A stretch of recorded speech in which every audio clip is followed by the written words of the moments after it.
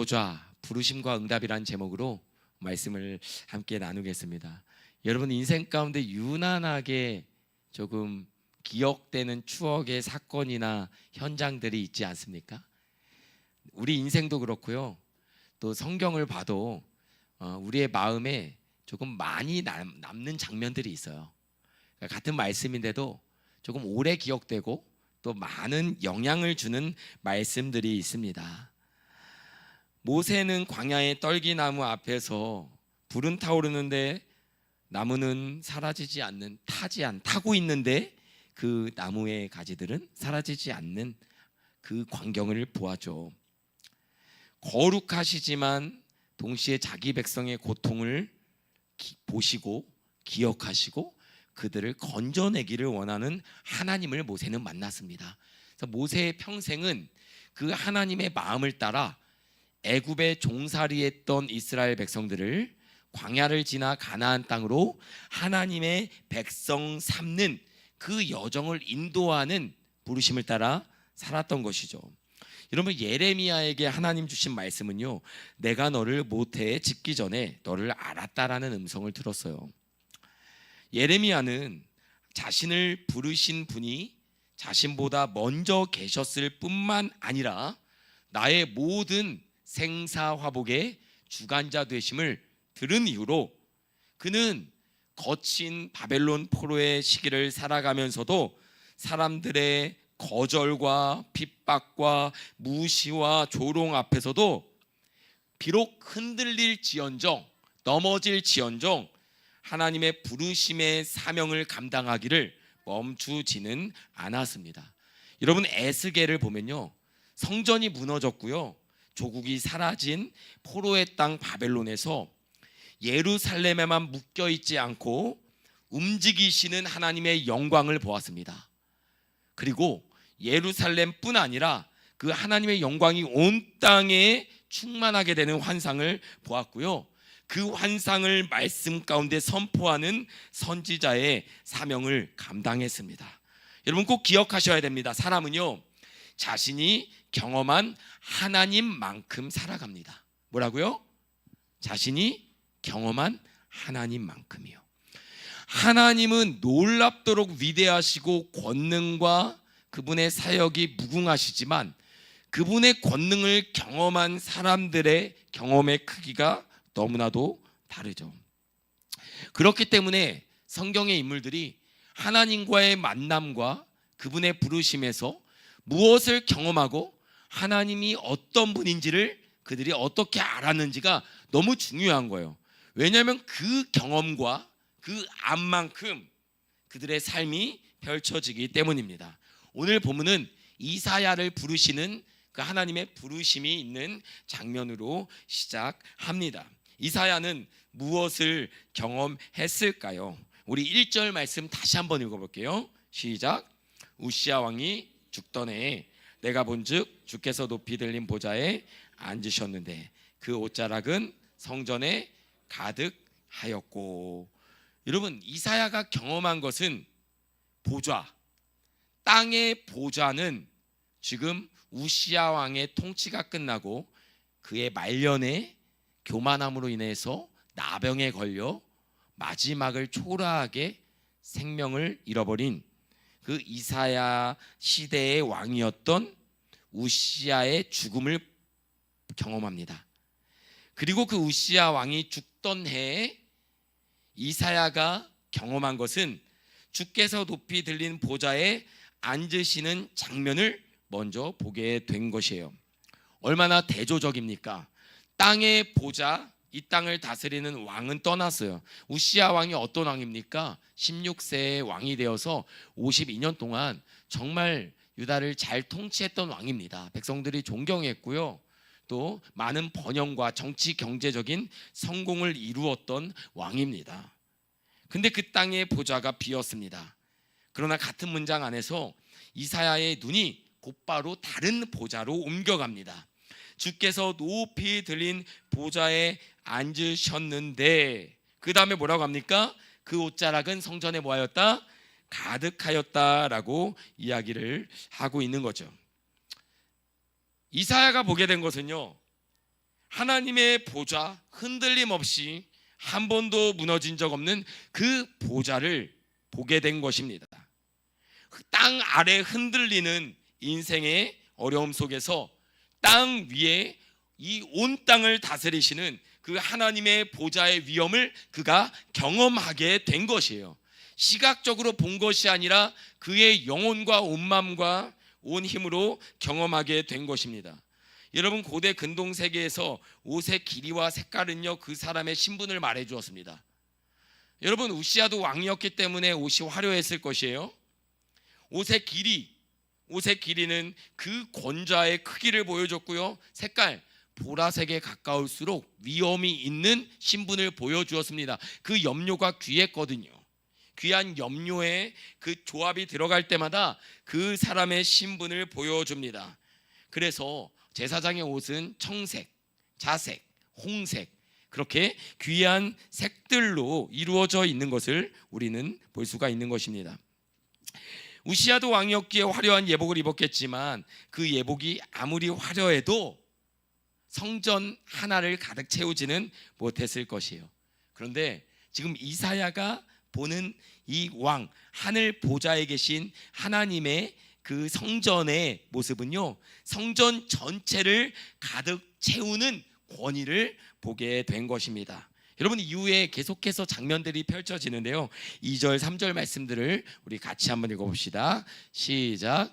스랍들이 모시고 섰는데 닭이 6날개가 있어 그 둘로는 자기의 얼굴을 가리었고 그 둘로는 자기의 발을 가리었고 그 둘로는 날며 서로 불러 이르되 거룩하다 거룩하다 거룩하다 만군의 여호와여 그의 영광이 온 땅에 충만하도다 하더라. 스랍은 천사입니다. 스랍은 하나님의 가장 가까운 곳에서 하나님을 보필하고 하나님께 경배하며 하나님을 높이는 천사들이에요. 각기 6날개가 있는데요, 그 천사들마저도, 하나님을 가장 가까이서 경배하고 높이는 천사들마저도 그 둘로는 자기의 얼굴을 가리웠고요, 그 둘로는 자기의 발을 가리웠습니다. 그리고 나머지 2날개를 통해서 날면서 서로 불러 이르되 거룩하다 거룩하다 거룩하다 만군의 여호와여 그의 영광이 온 땅에 충만하도다. 거룩함이란요, 우리가 조금 노력하면 가까이 갈 수 있는 지점이 아닙니다. 거룩함은 인간의 어떠한 노력과 열심과 행위로는 도달할 수 없는 곳이에요. 거룩함은 그 하나님이신 하나님께서 우리에게 신현 나타나시고 계시 보여주셔야 우리가 반응할 수 있는 그 표현이 바로 거룩함입니다. 그들은 자신의 얼굴과 발을 가리고요, 그 앞에 엎드려져서 외칠 뿐입니다. 여러분, 히브리어에는 최상급이 없어요. 우리는 굿, 영어로는 굿, 좋은, better, 더 좋은, 베스트, 최고, 이렇게 원급, 비교급, 최상급이 있잖아요. 최고라는 표현이 있잖아요. 근데 히브리어에는 문법상 최상급의 표현이 없기 때문에 반복을 통해서 최상의 그런 모습을 표현합니다. 다시 말하면 거룩하다 거룩하다 거룩하다라는 이 3번 반복된 표현은요, 그 거룩함의 경지가 최상, 그 어떤 것과도 비교할 수 없는 거룩함을 나타내고 있는 것이죠. 하나님의 성품 가운데 이렇게 3번 외쳐지는 것은 오직 거룩함 외에는 없어요. 하나님의 성품 중에서 연속으로 3번 이렇게 외쳐지는 것은 오직 거룩함입니다. 믿음, 소망, 사랑은 있지만 여러분, 사랑, 사랑, 사랑, 믿음, 믿음, 믿음, 소망, 소망, 소망은 보지 못하셨을 거예요. 그분의 거룩하심은 그렇게 우리에게 위대한 능력과 영광이 되는 것이죠. 그런데 그 거룩함이 어떻게 나타나느냐? 4절 말씀이에요. 시작. 이같이 부르는 자의 소리로 말미암아, 이같이 화답하는 자의 소리로 말미암아 문지방의 터가 요동하며 성전의 연기가 충만한지라. 문지방이 흔들리고요, 성전의 문지방 연기가 가득 차고요, 시내 산에서 하나님이 임하셨을 때와 같은 그 장면이 펼쳐지게 됩니다. 여러분, 예배는 하나님의 권능과 그 하나님의 거룩함과 그분의 우리를 향하신 뜻과 그분의 이 땅을 향한 계획으로 충만해지는 상태를 경험하는 것입니다. 거룩은 그래, 내가 그렇게 살아야겠다, 그래, 결심했어라는 나의 결단이 아니라 하나님의 결심과 하나님의 뜻과 하나님의 마음과 하나님의 성품이 우리에게 다가오는 것을 의미하고 있어요. 그때 내가 당연하게 붙들고 있었던 이 땅에 대한 집착, 욕심, 그 모든 것들이 지진이 나고 흔들리고 무너지고 하나님의 뜻과 그분의 부르심으로 우리는 다시 세워짐을 경험하게 됩니다. 여러분, 어린 시절 한번 살던 집을 떠올려 보십시오. 여러분, 기억 속에 있는 가장 어린 시절의 집을 떠올려 보세요. 저는 연무동 연무연립 A동 202호 16평짜리 집을 생각하면 집 문을, 옛날에 쇠문이었잖아요. 쇠문 아시죠? 쇠문을 탁 열고 들어가면 그 들어가자마자 오른쪽 벽에 시멘트가 보이는 이 주먹만한 구멍들이 이렇게 한 2개 정도 있었거든요. 주먹만한 구멍. 그 안에 막 전선이 이렇게 살짝 보였던 것 같아요. 깨졌는데 수리 안 해가지고 이렇게 구멍난 거기 있었거든요. 거기에다가 막 동전 숨겨놓고 거기에다 작은 자동차들 숨겨놓고 했던 것들이 떠올라요. 어린 시절의 집을 생각해보면 그 집이 몇 평인지, 빌라인지 아파트인지, 구조가 어떤지, 뭐 평상형인지, 그 위치가 어떤지, 거기가 학세권인지 초품한지 뭐 중고품한지 개발 단지인지 이런 것들은 떠오르지 않아요. 뭐만 기억나냐면요, 거기에서의 경험과 추억이 생각나요.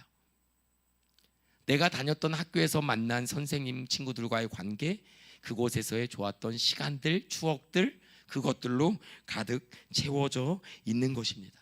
무언가가 임재라는 것은, 충만이라는 것은 무언가로 우리의 마음이 채워지는 상태를 말합니다. 이 채워짐은 하나님이 어떤 분인지를 지식적으로 아는 것을 말하는 것이 아니라 그분의 권능과 위엄과 영광과 하나님의 뜻이 내게 연기처럼, 가득 차오르는 연기처럼, 그 불이 나면 그 연기가 충만해지는 것처럼 하나님의 마음과 그분의 부르심과 그분의 뜻이 우리의 심령 가운데 가득 채워지는 것이 마구마구 떠오르는 것이죠.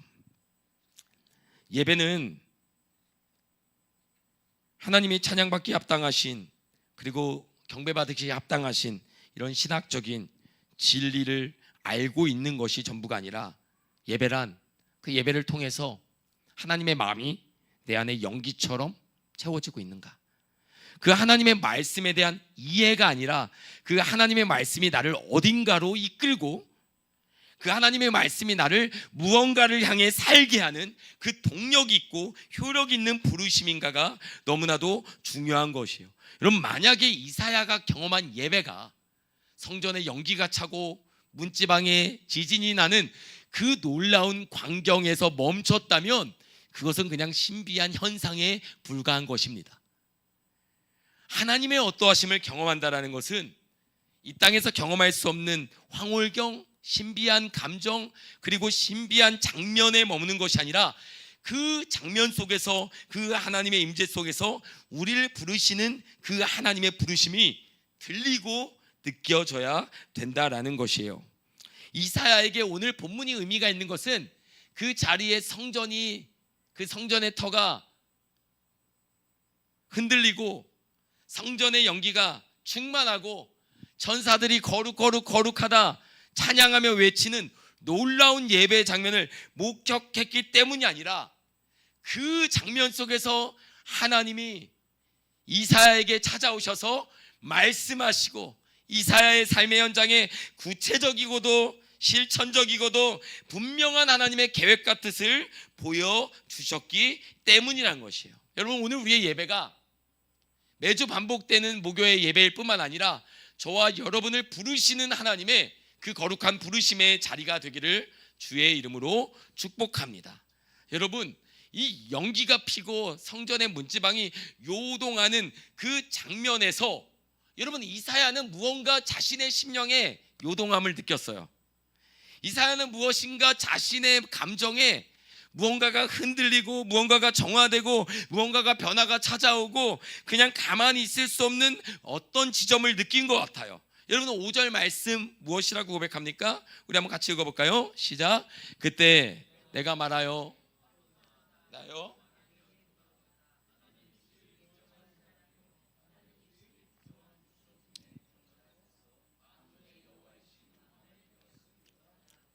여러분, 이 이사야의 외침과 고백은요, 어떤 신학적인 하나님의 부르심에 따른 인간의 합당한 반응을 보여주는 게 아니라 지금 성전에 높이 들린 보좌와 천사들의 찬양과 가득한 연기와 문지방이 요동하는 장면 앞에서 여러분, 이사야가 그 장면, 그 목격함 속에서 지금 하나님 앞에 고백하게 되는 자기의 실존이에요. 내게 말씀이 임하고 내게 하나님이 보여주신 환상이 임할 때에 여러분, 지금 이사야가 그때에 그 하나님 앞에 응답하고 화답하고 있는 고백이에요. 여러분, 예배 가운데 이런 고백이 없다면 우리 예배는 반쪽짜리 예배가 되는 것입니다. 하나님의 말씀 앞에 나의 실존적인 응답이 있어야 되는데요, 이사야가 뭐라고 고백합니까? 내가 말하되 화로다 나여 망하게 되었도다. 나는 입술이 부정한 사람이요 입술이 부정한 백성 중에 거주하면서 만군의 여호와이신 왕을 배웠음이로다 하였더라. 여러분, 이사야의 이 외침을요, 이사야가 회개했구나, 이사야가 죄의 고백을 했구나, 이사야가 자기가 잘못한 것을 기억해냈구나, 이 정도로 받아들이면 안 됩니다. 여러분, 망하게 되었다는 게 뭡니까? 무너진 거잖아요. 여러분, 사업이든 건강이든 관계든 우리가 망했다라는 표현을 쓰는 순간 뭐 한 거예요? 완전히 무너진 거죠. 화로다 나여 망하게 되었도다. 그런데 그 5절 말씀의 마지막 절을 보면 만군의 여호와이신 왕을 배웠다라고 얘기하거든요. 가장 거룩한 하나님을 가장 죄된 인생이 만났을 때의 반응이 바로 5절 말씀의 고백이죠. 왜 이런 고백이 나옵니까? 참된 왕, 주를 보는 순간 이사야는 자신이 그동안 실제로 누구를 무엇을 어떤 것을 왕의 자리에 앉혀놓고 살았는지를 그는 보게 된 것이에요. 어쩌면 이사야에게도 유다 백성 모두에게도 우시아의 52년이라는 그 안정 자체가 알게 모르게 의지하게 되고 붙들게 되는 현실 정치 세계의 그런 왕자였을지도 모릅니다. 여러분, 우리의 문제도 이와 크게 다르지 않습니다. 여러분, 죄란 몇 가지 잘못된 행동의 목록이 아닙니다. 우리가 인생의 보좌에 무엇을 앉혀놓고 살아왔는가, 그것이 하나님 거룩하신 그분의 보좌 앞에서 드러날 때에, 그때에 우리의 반응을 보여주고 있는 거예요. 성공이든 안정이든 사람의 인정이든 참된 왕을 만나는 순간 그 모든 거짓 보좌는 무너지는 거예요. 여러분의 마음과 영혼 속에 내가 예배하고 내가 하나님을 사랑하지만 내가 찬양하는 게 좋고 내가 말씀을 묵상하는 게 좋고 그리스도 예수 안에서 함께 교제하는 게 좋지만 이 세상에서 사랑하는 것들이, 포기할 수 없고 놓을 수 없는 것들이 하나님과 동등하게 혹은 그것보다 높게 내 삶의 주관자 역할을 감당하게 된다면 여러분, 그것은 여전히 우리는 하나님을 예배한다고 하면서도 우리의 자신의 결핍, 우리 자신의 욕망을 예배하고 있는 것일지도 모르겠어요. 이건 가장 정직한 고백은 망하게 되었도다라는 이 고백이에요. 나는 괜찮다라는 그런 꾸며진 고백이 아니라, 망하게 되었다라는 것은 어떤 자존감의 결여가 아니라 거룩하시고 완전하신 하나님 앞에서 부패하고 죄악된 우리 인생의 실존을 보게 되는 거룩한 소망의 시작이 되는 줄로 믿으시기를 바랍니다. 하나님의 말씀 없이 나는 아무것도 아닙니다라는 고백은 자기 자신을 향한 지나친 비하가 아니라 하나님이 함께 하시면 내가 무엇이든 할 수 있습니다라는 여러분 믿음의 고백인 줄로 믿으시는 저와 여러분 되기를 주의 이름으로 축복합니다. 그런데요, 왜 하필 입술일까요? 화로다 나여 망하게 되었도다.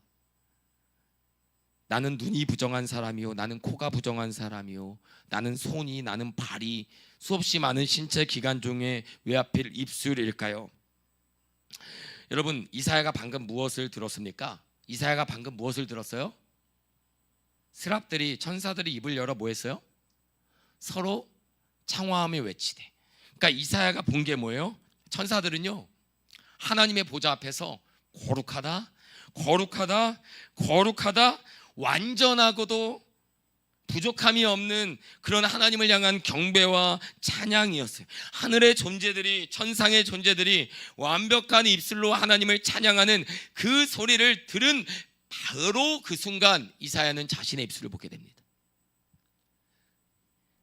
이사야는 이 땅에서 하나님의 자녀로, 유다의 백성으로 존재하고 있었지만 자기 입술을 보니까 완전한 찬양, 하나님을 향한 신뢰와 경배 앞에서 자신의 삶이, 자신의 말이, 자신의 입술의 고백이 얼마나 무너지고 부서지고 왜곡되고 뒤틀려 있는지가 드러난 것이에요. 그리고 여러분, 성경 전체를 보면요, 하나님이 선지자를 부를 때마다 유독 입을 자주 언급하십니다. 여러분, 모세를 하나님이 부르셨을 때 모세가 그 하나님의 부르심 앞에 어떻게 반응했는지 혹시 기억나십니까? 나는 입이 뭐하고? 뻣뻣하고. 나는 입이 뻣뻣하고 혀가 둔한 자인이다. 부르심을 거절한 모세의 이유였어요. 예레미야를 부르실 때 하나님은 손을 내밀어서 그의 입에 대시며 내가 내 말을 내 입에 두었다, 내가 내 말을 내 입에 두었다라고 예레미야 1장 9절에서 말씀하셨어요. 에스겔서 3장 1절에서 3절 말씀을 보면 인자야, 너는 발견한 것을 먹으라. 너는 이 두루마리를 먹고 가서 이스라엘 족속에게 말하라 하시기로 내가 입을 벌리니 그가 그 두루마리를 내게 먹이시며 내게 이르시되 인자야, 내게 주는 이 두루마리를 내 배에 넣으며 내 창자에 채우라 하시게 내가 먹으니 그것이 내 입에서 달기가 꿀 같더라라고 이야기했어요. 하나님이 부르신 모든 선지자들의 사명은 무엇이냐면 하나님의 뜻과 하나님의 계획을 전하는 역할이었어요. 입술로 전하지 않겠습니까?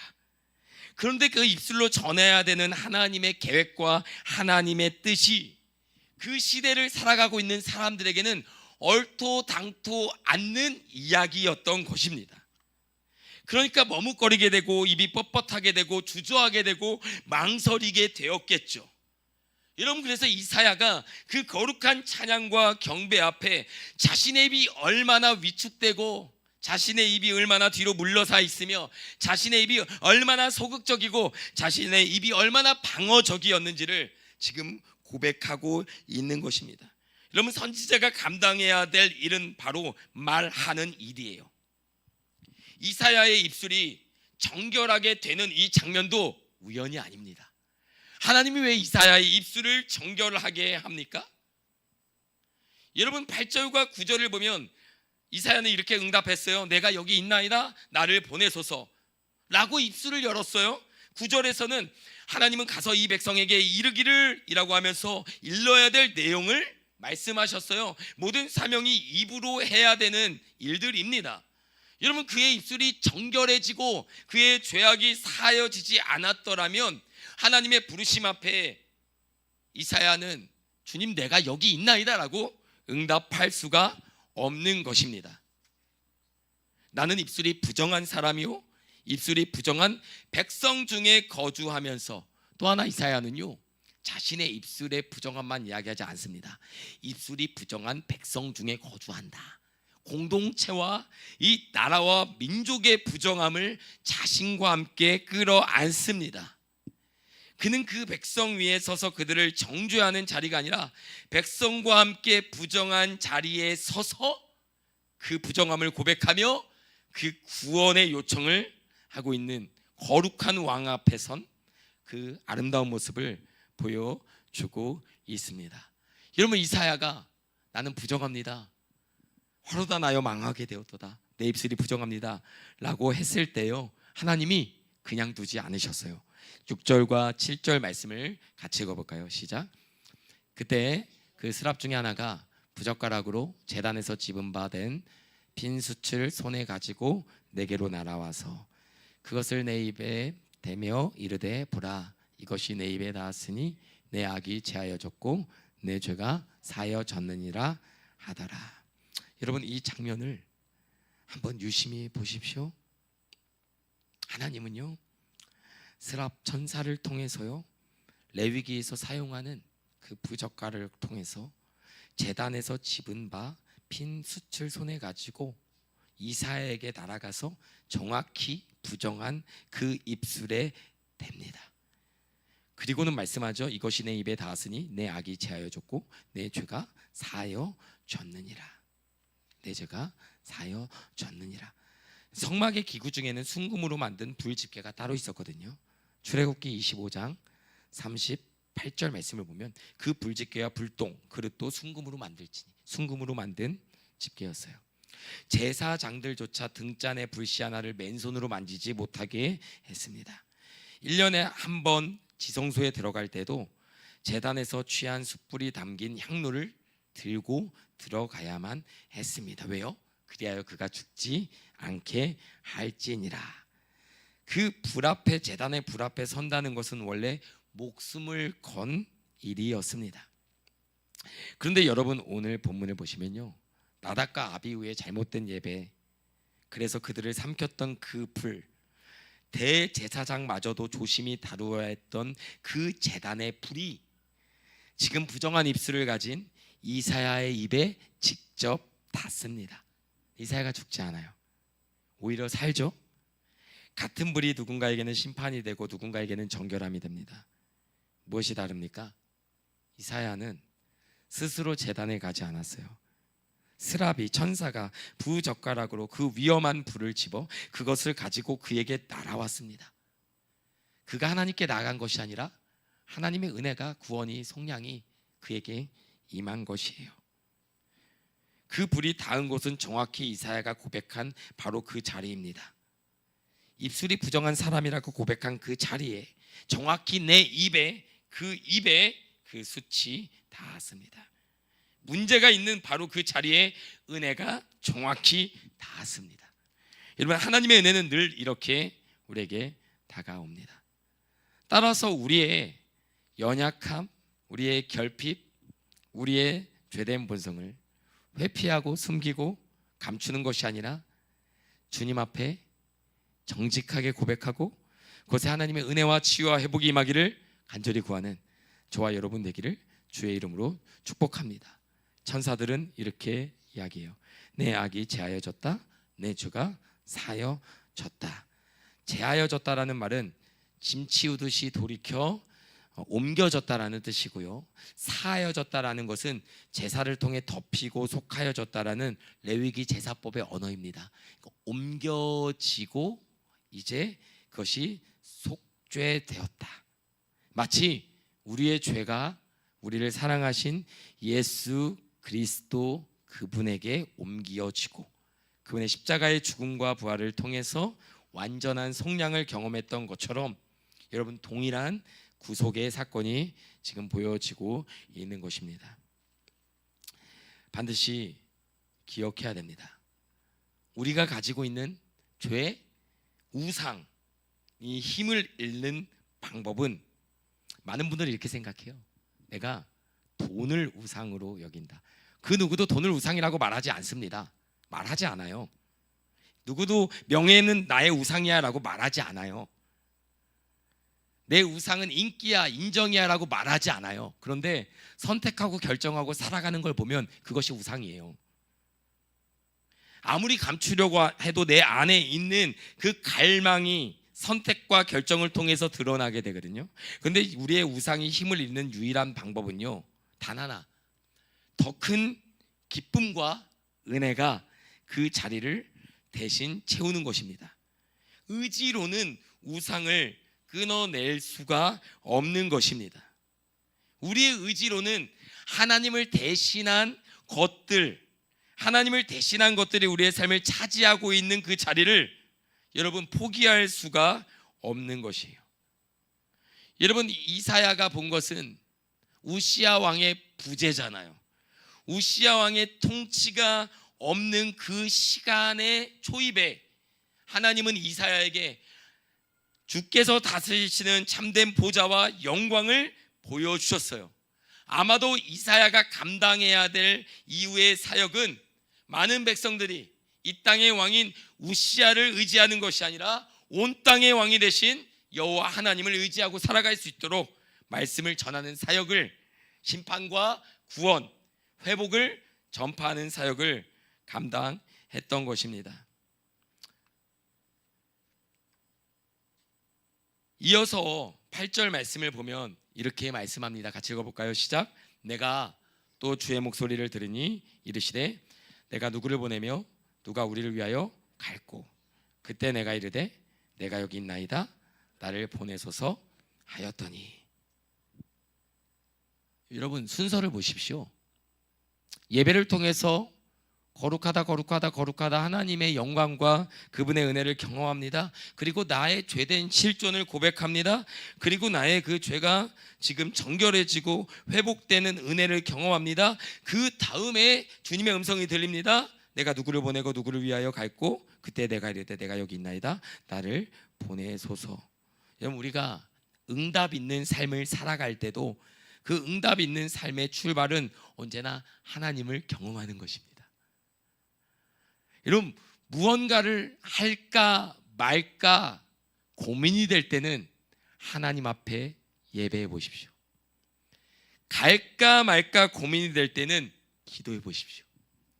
하나님의 말씀과 그분의 마음 앞에 머무르고 그 머무름 속에서 우리에게 주신 말씀에 여러분 우리가 반응하게 될 때, 여러분 이것은 나에게 어떤 것이 좋을까를 결정하는 것이 아니라 나에게 좋은 분이 되시는 하나님의 말씀과 그분의 은혜가 너무나도 중요한 것이에요.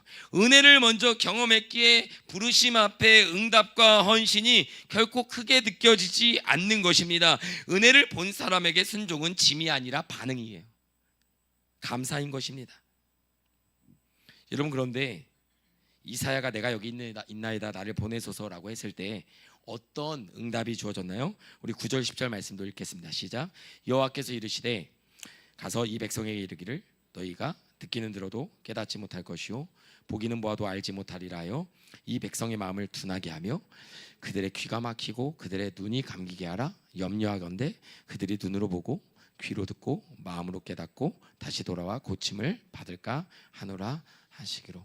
여러분, 이사야가 받은 사명이 화려한 사명이 아니고요, 백성들의 동의가 되는 사역이 아닙니다. 백성들이 동의하지 못할 사역이에요. 지금 하나님이 예언하고 있잖아요. 들어도 깨닫지 못하고 보아도 알지 못하고 마음이 둔하게 되는, 여러분 그런 말씀을 전하라라고 이야기를 했어요. 그들의 눈이 감기는 말씀이고 사명입니다. 심판과 여러분 회개와 이거를 끊임없이 외치는 이사야의 말을 듣고 회개하고 돌이키고 감사한 백성들이 많이 없었어요. 만약에 그런 돌이킴과 회개가 있었다면 바벨론 포로의 그런 시간들이 어떻게 되었을지 우리는 알 수가 없는 것입니다. 그의 메시지는 오히려 듣는 이들의 마음을 더 둔하게 하는 결과를 낳을 것이라고 미리 예고됩니다. 열매가 보이지 않는 사명이라고 미리 말씀해요. 반응이 없는 사역이라고 이미 주어졌습니다. 아마 여러분 중에도 그런 자리에 서 계신 분이 있을 거예요. 반응이 없는 자리, 열매가 없는 자리, 큰 변화가 없는 자리. 여러분, 근데 그 자리를 지금 하나님께서 이사야에게 거룩한 사명으로 허락하셨다라는 거예요. 우리 같이 고백해 봅시다. 사명이 힘겹다고 부르심이 잘못된 것은 아니다. 여러분, 내게 주신 사명이 분명하면 그것이 힘들고 열매가 있고 없고는 크게 중요하지 않은 거예요. 내게 주신 사명이 분명하지 않으니까 열매가 없고 변화가 없을 때 우리는 무너지게 되고 또 마음이 어려워지게 되는 것이 저와 여러분의 마음인 것입니다. 이사야의 예언, 훗날 예수님께서 마태복음 13장 14절 이하에서 이렇게 인용합니다.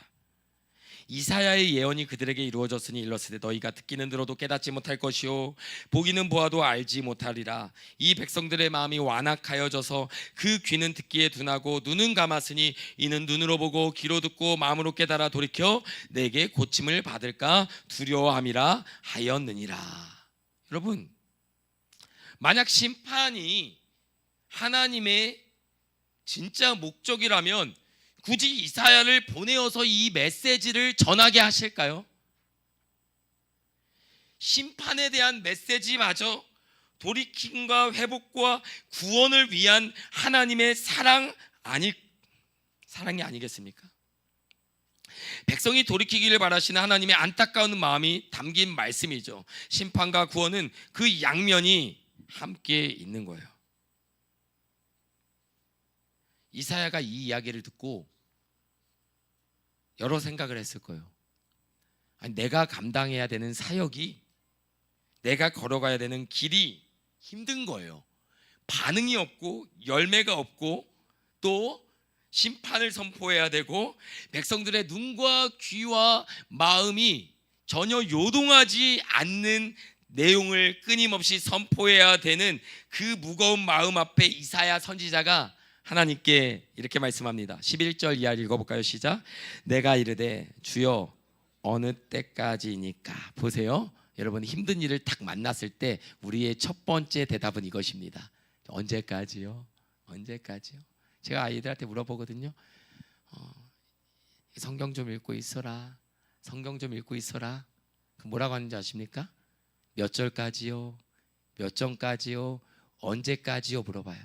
근데 제가 핸드폰 좀 하고 있어라 안 물어봅니다. 몇 분 할까 안 물어봐요. 내게 좋은 것은 물어보지 않아요.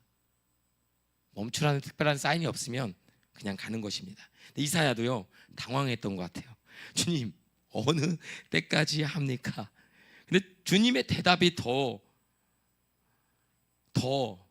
이렇게 이사야의 심정으로 봤을 때는 고구마 한 100개를 이렇게 삼킨 느낌일 것 같아요. 어느 때까지입니까? 라고 했을 때 조금만 견디면 돼. 영원하진 않아. 이런 소망을 주었으면 좋겠는데 한번 읽어볼까요? 시작. 주께서 대답하시되 성읍들은 황폐하여 주민이 없으며 가옥들에는 사람이 없으며 이 토지는 황폐하게 되며 여호와께서 사람들을 멀리 옮기셔서 이 땅 가운데 황폐한 곳이 많을 때까지니. 바벨론 포로로 잡혀갈 때까지. 그 중에 10분의 1이 아직 남아있을지라도 이것도 황폐하게 될 것이나 밤나무와 상수리나무가 배임을 당하여도 그루터기는 남아있는 것 같이 거룩한 씨가 이 땅에 그루터기니라. 여러분도 이런 고민 있지 않습니까? 어느 때까지 기도해야 됩니까? 어느 때까지 순종해야 됩니까? 언제까지 이 답답함이 계속됩니까? 언제까지 이 시간들을 견뎌야 됩니까? 이 본문의 대답이 결코 가볍지 않아요. 심판이 계속되고요, 황폐한 가운데 10분의 1이 남아 있어도 그것도 황폐하게 된대요. 밤나무, 상수리나무가 배임을 당하고 모든 것이 황폐해지는데 어느 때까지냐면 그루터기는 남아있는 것 같이 거룩한 씨가 이 땅에 그루터기 남을 때까지. 우시아의 왕조는 끊어집니다. 하나님의 약속은 끊어지지 않았습니다. 그 그루터기에서 마침내 한 가지가 자라날 것이에요.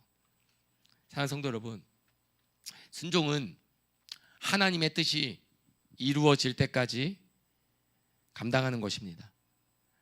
내 인내의 한계까지가 아니라, 내 시야에 보이는 자리까지가 아니라 주님 다시 오실 때 그 거룩한 하나님의 뜻을 이룰 때까지 우리의 순종의 발걸음은, 그 믿음의 여정은 멈출 수가 없는 것입니다.